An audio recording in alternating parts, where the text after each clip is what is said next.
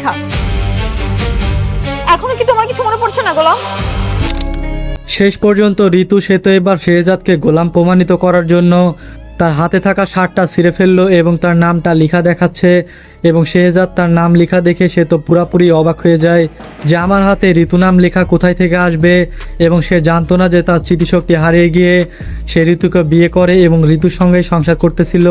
আর ঠিক তখনই যখন ভালো সম্পর্ক হয় ঋতুর সাথে, তখন কিন্তু আমরা দেখতে পাই ঋতু সে কিন্তু ভালোবেসে সেই জায়গায় মানে হাতে সে ট্যাটুটা করে, সেটা তো আপনারা সকলেই দেখেছেন। তো এটার জন্য এবার ঋতু সে শেহজাদকে গোলাম প্রমাণিত করার জন্য সে প্রত্যেকটা ঘটনা এবার খুলে বলতে থাকবে।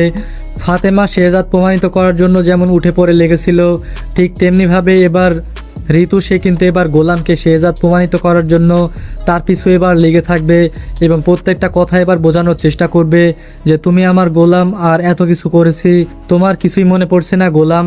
আর তখন শেহজাদ সে কিছুই মনে করতে পারে না, কারণ সে যখন গোলাম হওয়ার পর যখন শেহজাদের কোনো কিছুই তার মনে পড়ে না, ঠিক তেমনিভাবেই কিন্তু এবার শেহজাদ হয়ে তার গোলাম হওয়ার কোনো কিছুই মনে থাকবে না, কারণ সে এখন স্মৃতিশক্তি ফিরিয়ে পেয়েছে এবং সে আগের মতো কোনো কিছু এবার মনে করতে থাকবে না।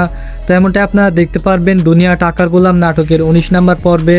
আগামী 19 নম্বর পর্বটি দেখতে পারবেন আগামী রবিবার ঠিক দুপুর 12টার সময় দেখতে পারবেন প্র্যাঙ্কিং এন্টারটেনমেন্ট ইউটিউব চ্যানেলের মধ্যে।